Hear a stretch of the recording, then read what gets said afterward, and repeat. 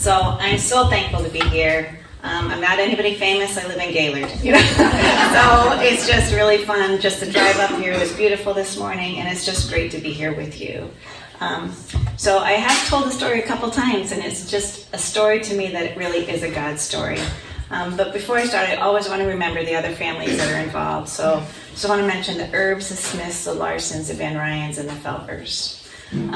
But it's so funny how God just made all this put together, because I heard the song is part of our story, but the verse that God put on my heart was Hebrews 13:8. Jesus Christ is the same yesterday, today, and forever. And that's such a beautiful promise of his faithfulness. He's faithful all the time. But I just wanted to kind of switch my story just a little bit to say, everyone has a yesterday, which is our stories. And our stories affect our todays, who we are now.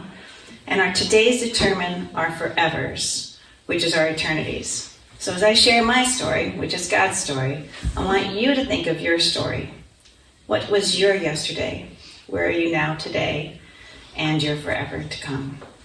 So I'm starting off with my family. This is a picture of us 19 years ago when this story happened. It started off, this was a week before the accident, and they were home for Easter. So we just had a wonderful week. So the girl on the left with the long blonde hair is my daughter Carly. She was a junior at Taylor University, which is a small Christian school down in Indiana. And then in the front, she doesn't look like she's part of our family, but we claim her. She's her name is Sandra, and we call her the girl who lives in our basement. And she lived with us. She was Whitney's friend, and her mom had to move, and so she came and lived with us from when she was a sophomore until she got married. And then that's Whitney, and then in the back is my husband, and then me. So that was us, and so the part of the story that I'm going to share started a week later. It was on April 26, 2006, that chaos just entered our lives. Newell was on a trip, if you can remember back to Hurricane Katrina, hit really hard down in New Orleans area. And so there's a group of men and women that went from northern Michigan area with Habitat for Humanity. So he was down in New Orleans area helping out, and I was home by myself, which was okay. And so life was still normal. I had a Bible study in my house that night with the high school girls, and the girls were both at college because Whitney was a freshman at Taylor University and Carly was a junior. So it was kind of special that they were there together. So I was just checking in with Newell that night, and we had on our phones that little call waiting thing. So we were just talking when that call waiting kept on tapping in. And so, hey, Newell, I think Carly's trying to call, so I'll call you back in a little bit. So I got off the phone, and Carly called right away, and she said, Mom, there's been an accident down here. I don't know anything about it, but I know Whitney's in it, so just pray. So that was like a horrible message to get, and so I just really did start to pray, but it was a very selfish prayer. It was like, Lord, help it not be Whitney, Lord, be with Whitney, help it not to be Whitney. I mean, and that was what I just kept on praying, just not knowing how bad the accident was or who was going to be in it. So it turns out that Carly and our friend, the Baileys, had a daughter there. And so Tara told her parents that I was home alone. And so a little bit later, not very long later, Tara's parents, Jan and Bruce, come over to our house. And so they just come on in and they sit in my living room and they start praying with me. And then again, not long, a little bit later, our pastor, his name is Jim Mathis, and he was Newell's best friend. And he had heard... See, it's a small town. Gaylor's a very small town. He had heard, and so he came over. So the four of us were sitting in my living room just praying, not knowing anything of what really had happened in the accident. So about 10:30 that night, I got the phone call. And the phone call was from the Grant County coroner and the Grant County chaplain were on this phone. And they said, I'm really sorry. There was a bad accident and 5 people died. And your daughter was one of the girls that had died at the scene of the accident. So here I was without Newell, and I just remember having to make the phone call to him, which was just the hardest phone call. And just hearing him just be silent, just then hearing the tears was a really hard thing. But I was so thankful for Jan and Bruce and Jim being with me and Bruce and Jan already started, and they started getting him a ticket so he could come, and Jim just said, hey, I'll drive you, let's go. So I needed to go down to be down into Upland where Carly was, and so we took off. We didn't pack much, we were just ready to go. So we take off and we drive down to Upland, which is about a 5-hour drive. Something funny happens in the middle though. So we're driving, it's the middle of the night. I'm kind of being quiet a little bit, and Jim's talking to me just to kind of pass the time, and all of a sudden we see the lights behind us going off, and it was St. John's, and that's where that speed trap was really big. And he pulls over, and I look at Jim and I go, if you want, I know I can cry. And he let us go, so that was nice.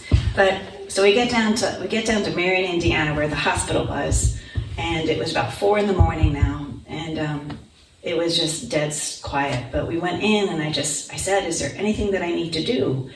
And they said, nope, everything has already been taken care of. And so I was thankful about that, because I have this picture in my mind. I don't want to have the picture of my daughter's broken body. So I was thankful.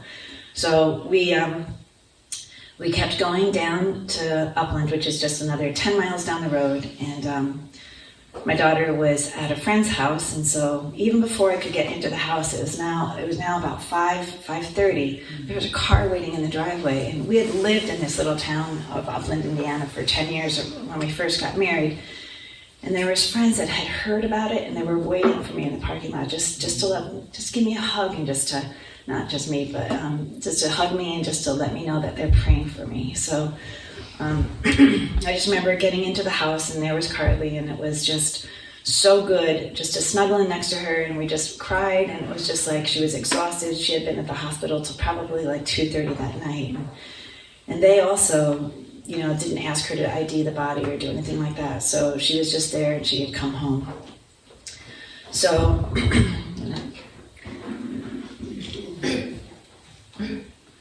So at the scene of the accident, it was a horrific accident.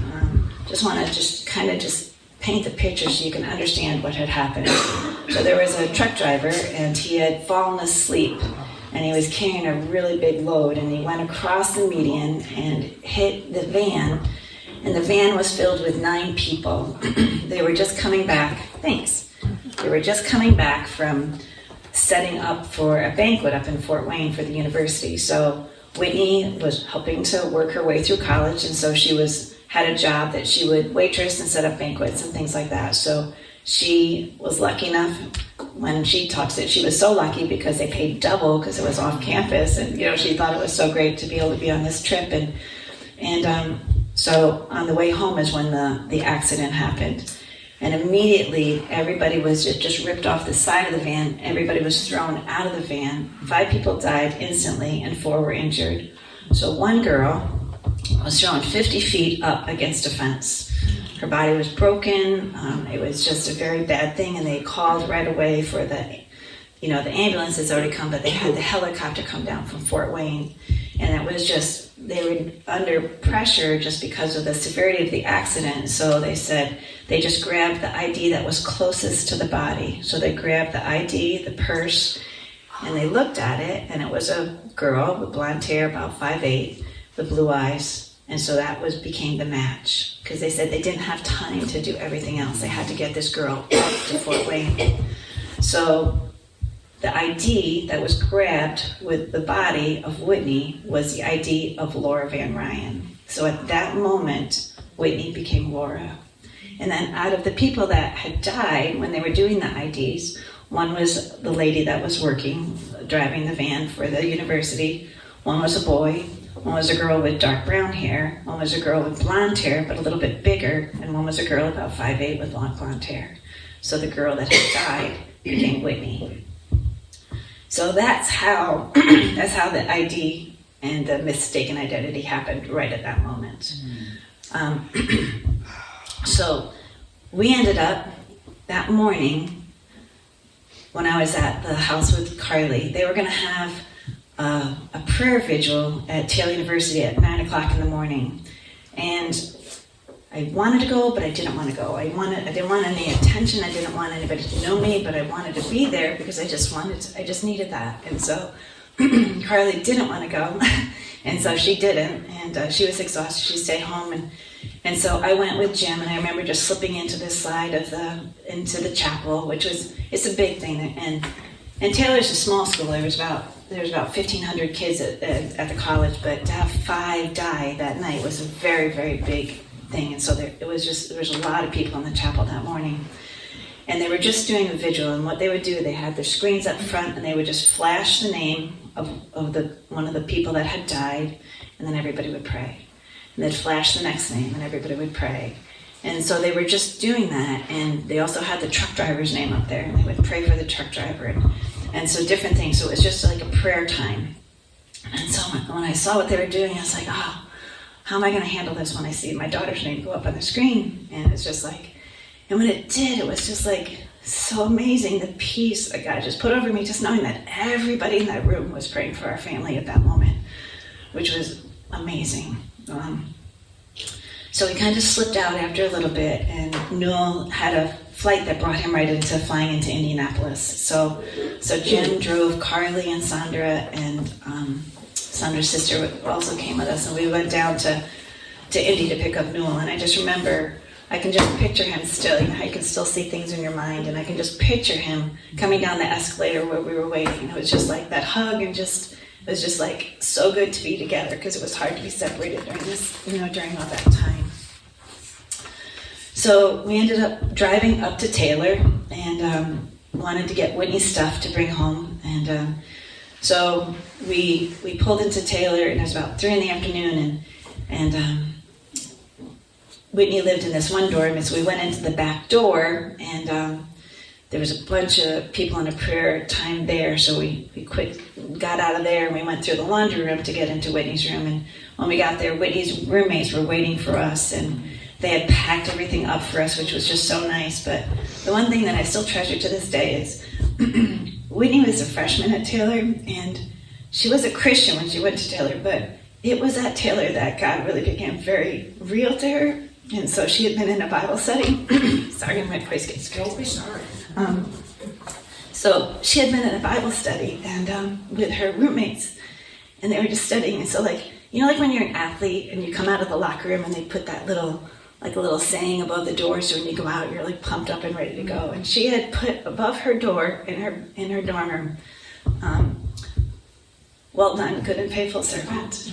And they said that they took it down and they gave it to us, and I was like, oh, this is what she just heard just like a couple days, just a couple hours ago, and it was just like so special. But she wanted to live her life so that that's what she would hear when she did die. And then it was just crazy. So we ended up driving home, and music was very, very important during this time. And so we just had some music on. It just seems like God's words was just being spoken to us, and the music just was so beautiful. So the ride home was pretty quiet, but great music pouring into us from God. And I remember we wrote her obituary, and I still remember the one time we just looked over, because Indiana's so flat with farmland, so beautiful, and the sun was starting to set, and Newell goes, "This is our first sunset without Whitney." And that was just like the beginning of so many firsts that were going to be coming into our life. So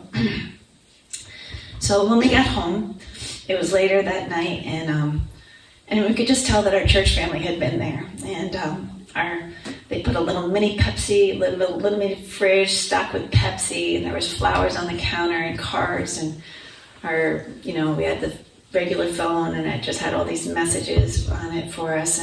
But we were exhausted. We were just ready to go to bed. And I remember we just went up to Whitney's room and just laid on the bed and just talked okay, what are we going to do?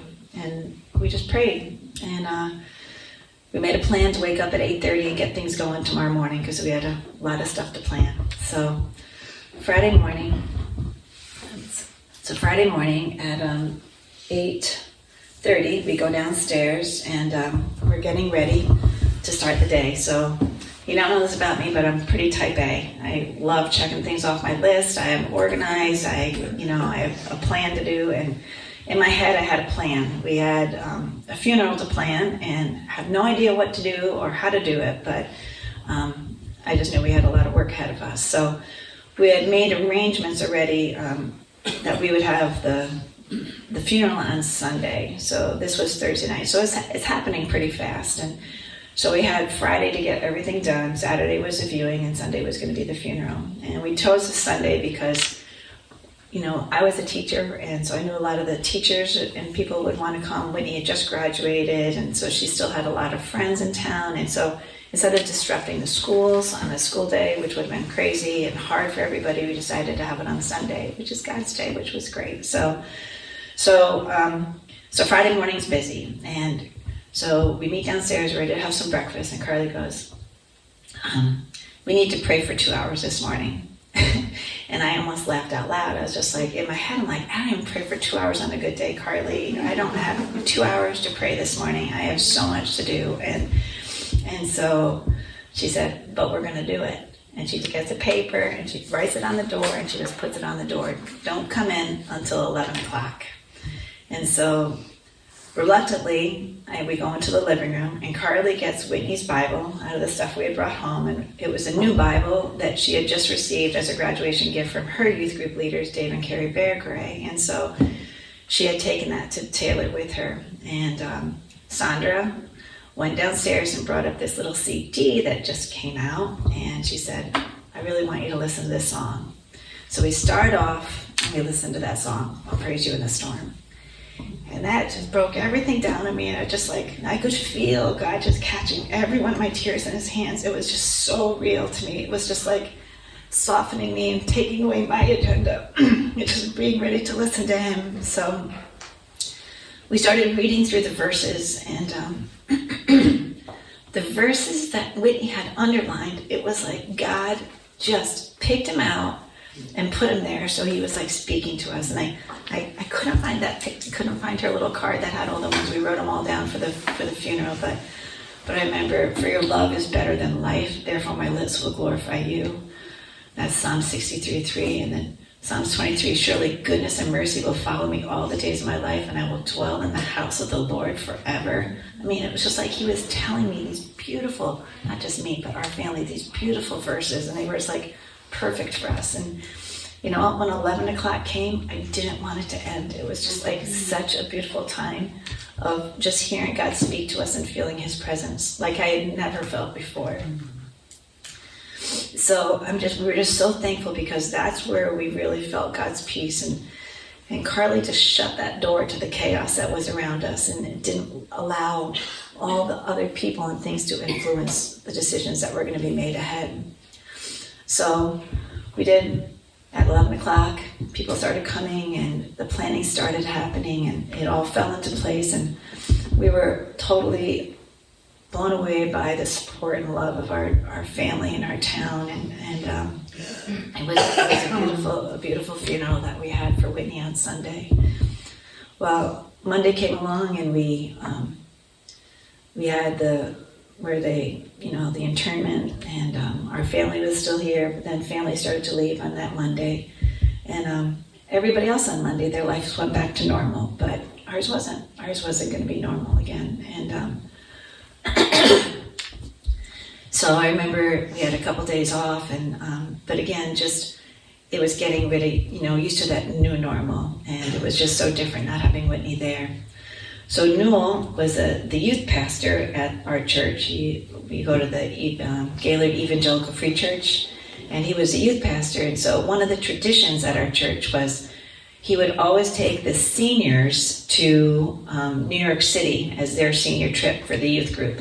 And so they were kind of waiting, just kind of giving Newell a little space, just waiting to see if he was going to do it again this year. And so he said, yep, we're going to go. So it was 5 weeks later, and Newell took the seniors to New York City. And that was the end of May. And so Newell was gone, and it's 2:30 in the morning, and I get this next phone call. And the man on the phone was a familiar voice. And the voice was the voice of the Grant County coroner. And he said, I'm the Grant County coroner, and the chaplain is also listening in. And are you home alone?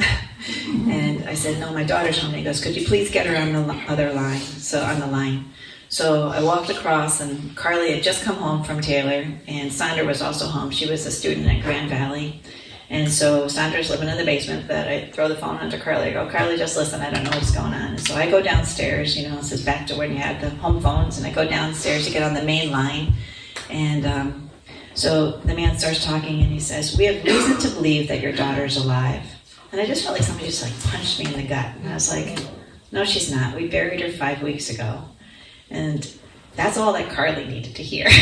She's starting to come down the stairs mad. She's like, get off the phone. This is cruel. Who would ever do this? Call you at this night and tell me, get off the phone. And so he said, we need you to come down to Grand Rapids to make a positive ID. Could you please get the dental records and come down? And I'm just and Carly's chirping in my ear, get off the phone, Mom. And so I was like, can I call you back? Can I call you tomorrow? And he goes, no, we need to do this tonight. But I said, I'll call you back in a little bit then. So I hang up the phone, and Carly's just my friends went up and visited Laura, and they all played soccer with her. They all know Laura. Nobody said anything about it's not Laura, so this is ridiculous. Just don't even go there with this person. And so I said, well, I'm going to call Jim. So, thanks again for small towns and friends. And so at 2:30 in the morning, I'm calling Jim Mathis, and he answered his phone. So I said, Jim, I got this phone call, and I don't understand. Can you just check to see if it's real? And so he says, okay. So I give him the number, and about 5 minutes later, he calls back and he says, Colleen, we have another road trip. I was like, oh, really? He goes, yeah. So then I had to call and get the dental records at 2:45 in the morning. So this is another crazy small town story. So our dentist, his name is Dr. Hoyner, was at the funeral. And the day after the funeral, he sent Newell a note, a handwritten note. And he said, Newell, I felt like I was the only person at the funeral, and you were talking just to me. He goes, I just want you to know that I've asked Jesus into my heart to be my Lord and Savior. And so I call up Rich, and I said, Rich, thanks for answering your phone. This is crazy, but I don't understand everything going on, but I do need Whitney's dental records now. And he says, okay. And he gets out of bed, he goes to his office, and he comes to my house at 3 o'clock in the morning in his pajamas, and he gives me the dental records, he said, this is crazy, because usually after somebody passes away, I get rid of their dental records. So that I have it is just amazing. So I say, thank you, go back to bed. And so now we're ready. So I go downstairs and I ask Sandra, do you want to come? This is happening. She goes, yeah. And Whitney, Carly's just mad, and she's like, I'm coming. And so it's me, Jim, Carly, and Whitney, Whitney and Sandra. Carly and Sandra, and me and Jim. So we head down to the big city of Grand Rapids. And so we're heading down. In the beginning, it was a little quiet because it's in the middle of the night, and we're just kind of trying to put our heads around this. And then you kind of get that silliness a little bit, and we're like, well, if this is real, this is going to be a movie, and Newell's going to be Robert Redford, and I just had all these different people that would play the parts, and we're just being silly. And then the closer we got, we realized, this is pretty serious. And if the Van Ryans couldn't recognize their daughter for 5 weeks, what are we walking into? And so I remember getting there. We think we're going to the big hospital, but no, we were going to Spectrum Continuing Care Facility, which is more of a rehab center.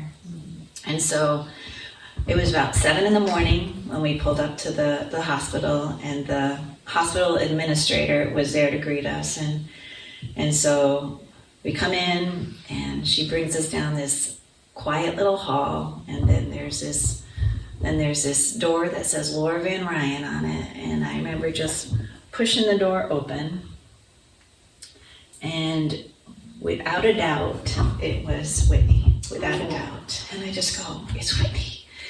And Carly just pushes me to the side, just fumbles on top of Whitney, and Whitney wakes up because she wasn't awake, and just her eyes just open wide, and we're just like, Whitney. Whitney. We just like couldn't stop saying her name, and it was just like, and she just started shaking her head, just like somebody knows it's me, and it's just like crazy. So we're celebrating being reunited with Whitney, and then the nurse comes in and says, "You have to be quiet in here." She's had a brain injury. She can't take all this stimulation. You got to be quiet. And the Van Ryans would like to meet you at 9:00. So that was just like, because we just knew, our roles at that instant were just totally reversed. And so I remember just, it was just so hard to think of that. But I forgot to say, when everything happened at like in the morning, I had called Noel and said, "Noel, this is what's going on." And he's in New York City, and he goes, "Okay, this is stupid, but just call me when you get there." It's just like, there's nothing he could do. So he didn't sleep since, much, and he was waiting for my phone call. So as soon as I saw that it was Whitney, I get on my phone, I go, "Noel, it's Whitney." He goes, "Hang up." And he hangs up on me, and then he calls me right back and goes, "I just had to make sure I wasn't dreaming. What does she look like?" It was just like he really hung up the phone and just wanted to make sure that this wasn't a dream.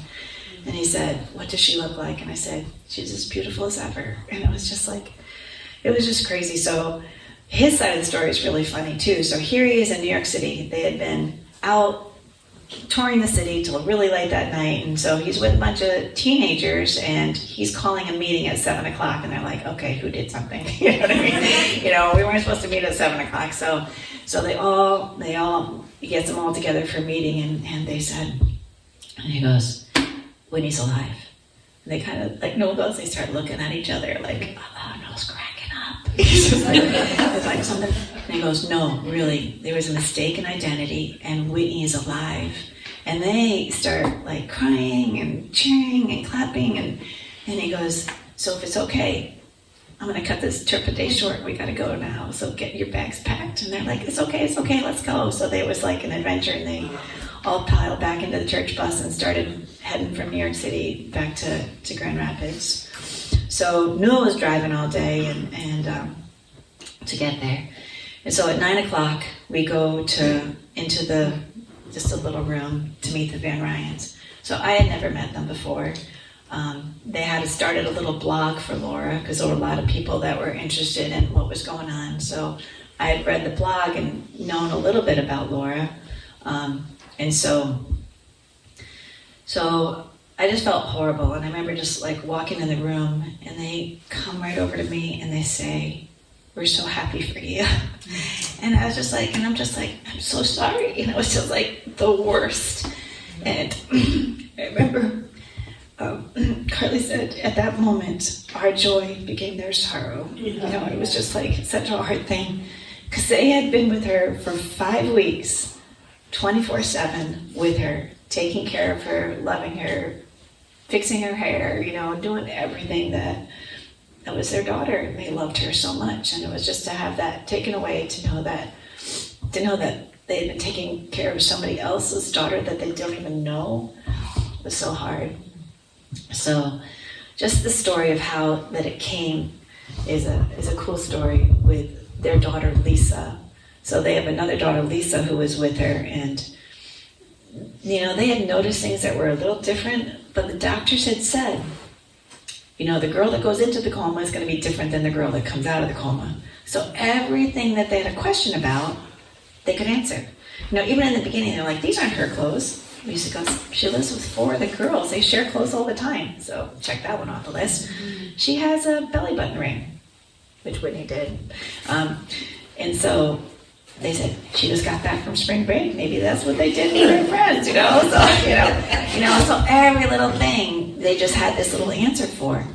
So Lisa had seen the picture from the funeral, and that we had because she was following along with the other 5 that had died. And somebody had mentioned something to Don, and he said, "That's ridiculous." And so they did end up checking, because Lisa was pushing Laura down the hall from her therapy, and she asked a question. She said, "What's your name?" And Whitney answered, "Whitney."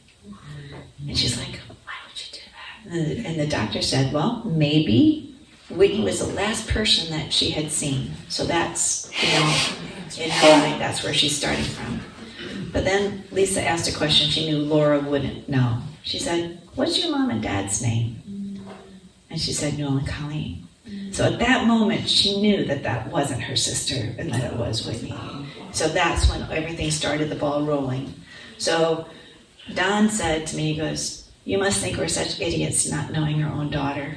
And I was like, and then he explained everything. And I was like, "No, I don't. And I just can't thank you enough for the way that who you are to love your daughter so well," which ends up the way that you loved Whitney.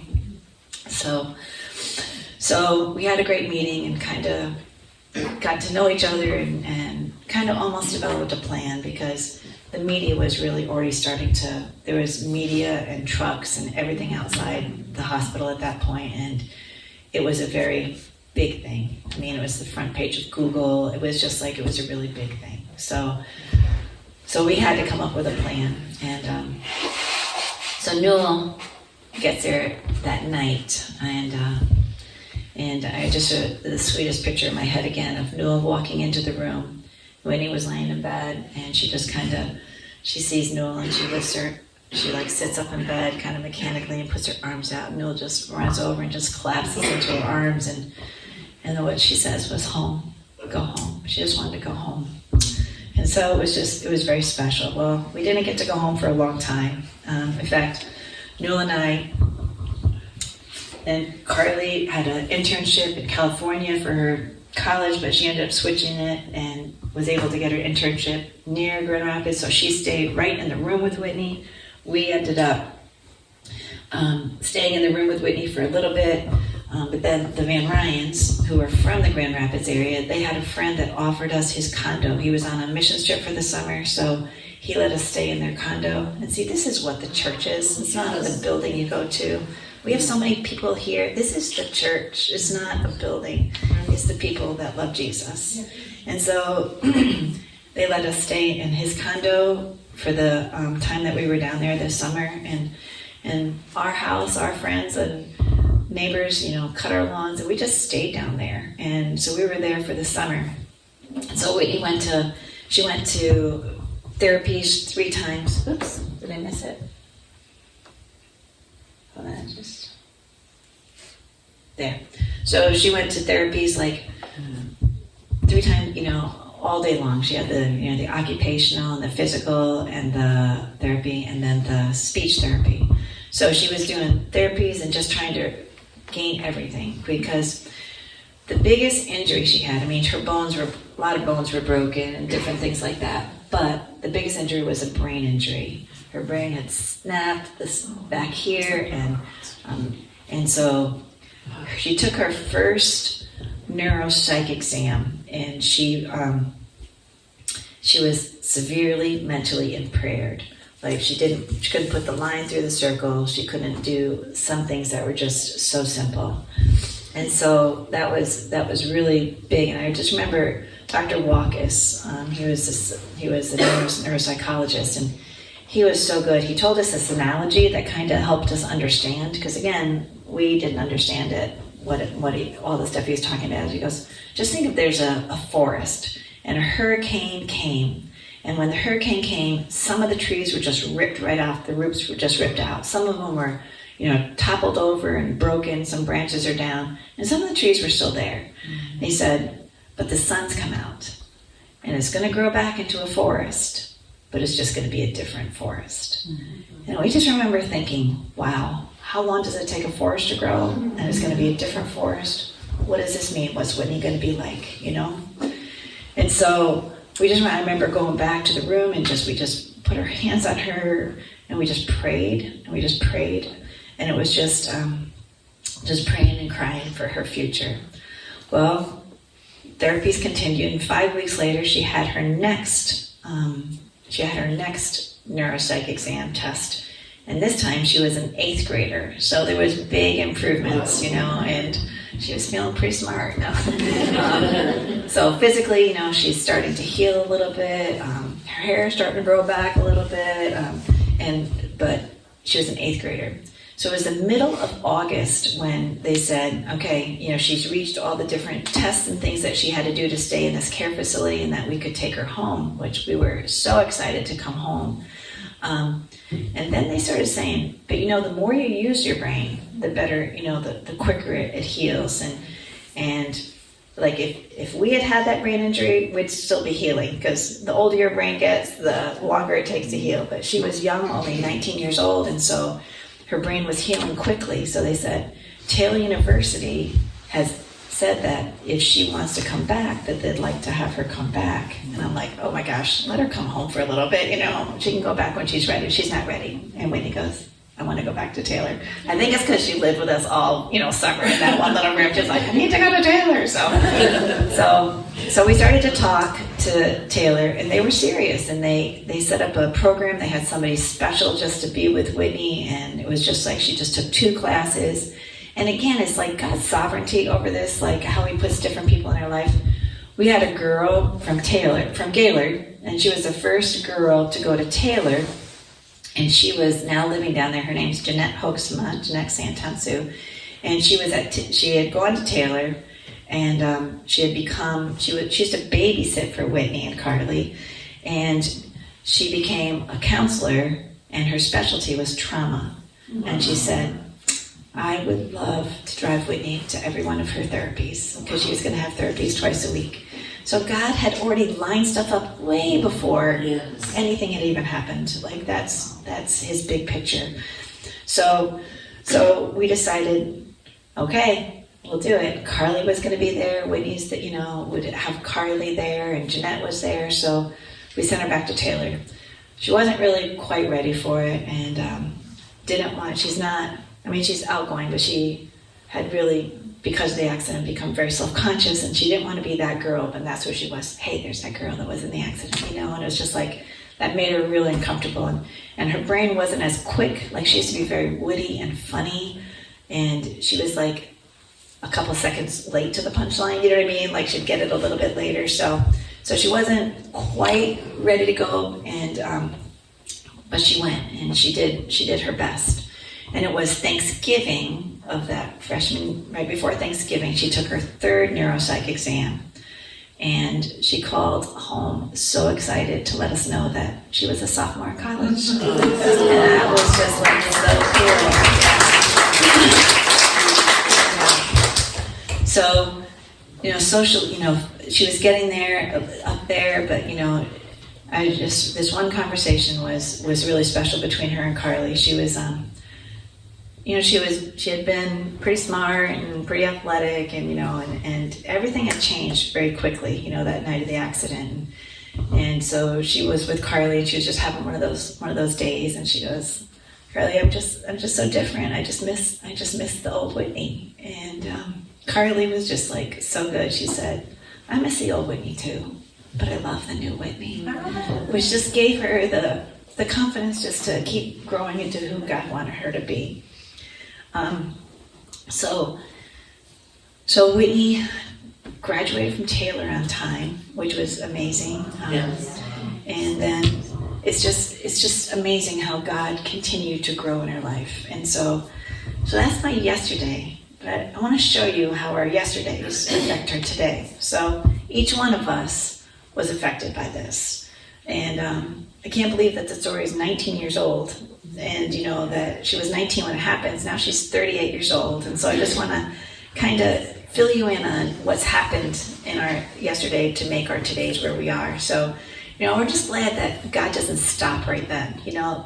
It wasn't a miracle that she was alive, but it was a miracle how God healed her. That's a miracle. And so it's just fun to see how God continues to work with us and continues to change us and challenge us when we seek Him.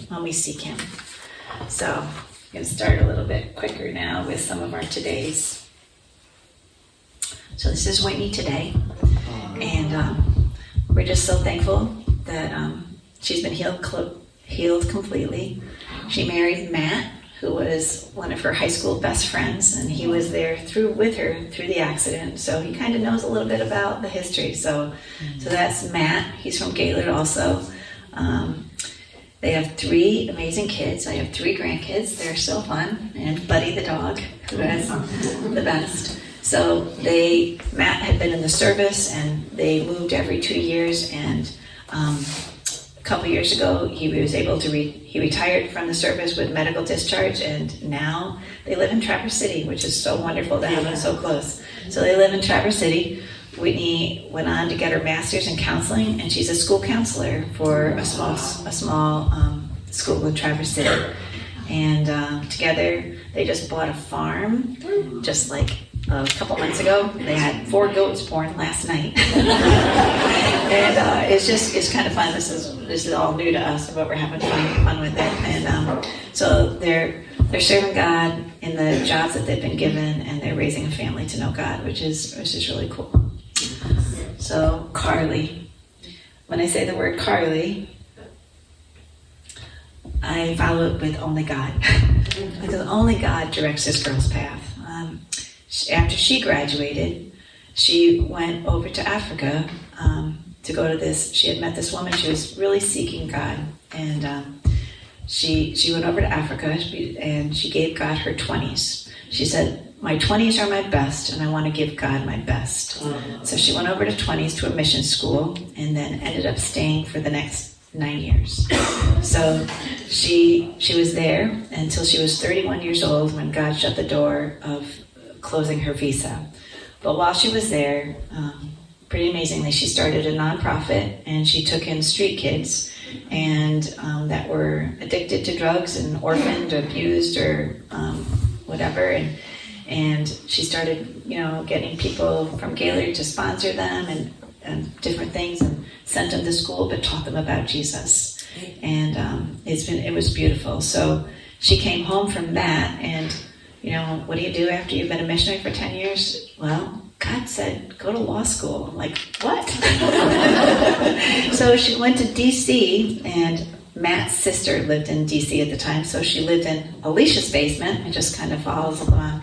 And a friend of ours worked on Capitol Hill, and said, well, since you're gonna, want to go to law school, you want to learn a little about it? And so she worked for a senator for 2 years right on Capitol Hill. So she went from, living with the poor to walking in the streets with Capitol Hill. And then she ended up going to University of DC Law School, graduated, and then got a job.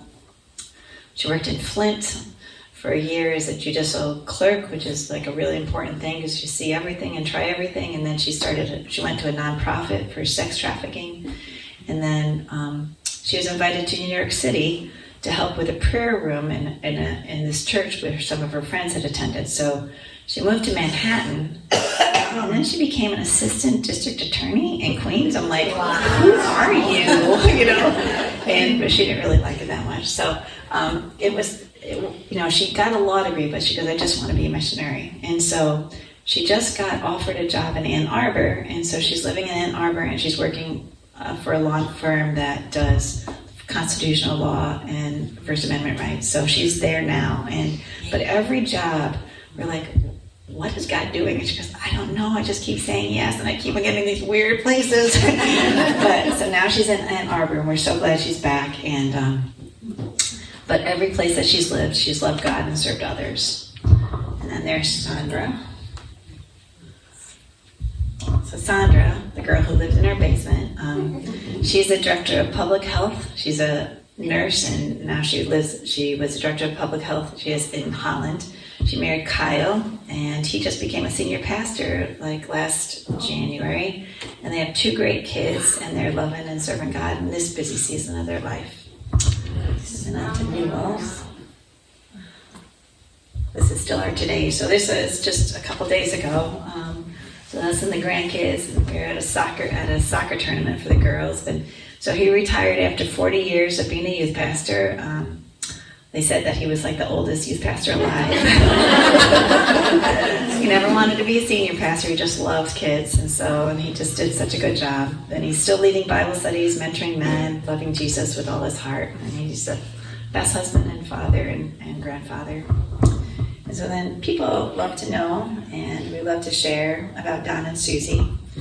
So this is Don and Susie Van Ryan. And after the accident, they moved up to the UP because they lived in Caledonia, which is right outside Grand Rapids. And there's a Bible camp, the UP Bible Camp, and that was part of Don's family. And so that's where he had grown up, and that's where all their kids had gone to camp, and they as their special spot. So they went back up and they helped run the winter retreats, and they just second time retired, and they're moving back to Grand Rapids. And yeah, you can pray for them. We just heard that Don's getting Alzheimer's, so that's really sad, but if you can just keep him in your prayer. But they have such beautiful hearts, and they love Jesus. We're the ones with a happy ending, and they're the ones that still are so faithful in their love for Jesus. They have such beautiful hearts. So I'm going to go to me. So after this, I retired in 2020, not because of COVID, but I retired. I was a gym teacher for 40 years, and I loved every day of my job. It was the best job for me. And I love being a gym teacher. I coached, and it was just a really fun way for me to be in people's lives too. So now, as retired, I'm active we have a couple Bible studies that we host in our house, and teaching Sunday school, and I'm loving Jesus. But yesterday, the accident definitely affected my today. Back then, I was doing a lot of good things, just like teaching Sunday school, helping out with the youth group, and raising my family in the church. And I really did have a personal relationship with Jesus, but my heart was not passionately seeking God. I did things out of routine or because it was expected of me. When we thought that we had lost Whitney, I was desperate for God and his strength. And God revealed himself so beautifully on that Friday morning at 9 a.m. when Carly shut the door to the chaos, shut the door to the world, shut the door to all the expectations of others, because I'm such a people pleaser. It was like his voice speaking into me. And it was like we sought God and he spoke to us through his word. Those words just popped off the page to us. We felt the strength. He gave us direction. It was just like I had never had such a close encounter with God except for that Friday morning at that point in my life. And without that, we would have failed miserably because I had my plans, my tape A of how we were going to do things. But it was that time where we let God take control, and we needed that. So before the accident, you heard that I am that person that likes to do things for God. That's my love language too. I want to do things for God. But now I'm trying to be more conscious of, is this me doing it in my strength, or is it God? Am I seeking the Holy Spirit to lead me, or am I doing it? And I thank God for his patience and for his faithfulness to me. So when I start to get into a routine instead of depending on God, I can feel the difference. And he's given me a hunger and a passion for more of him because I'm asking him for it. My favorite verse is Jeremiah 29:13. It says, "You'll seek me and find me when you seek me with all your heart." When I first gave my heart to Jesus, I was a child, and it was to save me from going to hell. It was in college years that he became the Lord of my life. It was then I gave him all my heart, not just when it was convenient, or when I needed something, or when I wanted to please somebody, because Jesus is so worthy of all my heart. Why? Because God has given me his all. He gave his whole life for me. He died on the cross for me. He was there in my hard times when I was broken and when I was desperate for him. And even as importantly, he's here in my good times. He's held me closely because I cried out to him in my weakness. And I love that 19 years later, I'm continuing to cry out to him in my growing strength. God loves when I ask for more of him. I found this cycle to be true in my life. The more I seek him, the more I find him. The more I find him, the more I love him. And that's what I do. And the way that I seek God is to spend time in prayer with him, which gets sweeter the more you focus on him, not just your list. Guilty of a list.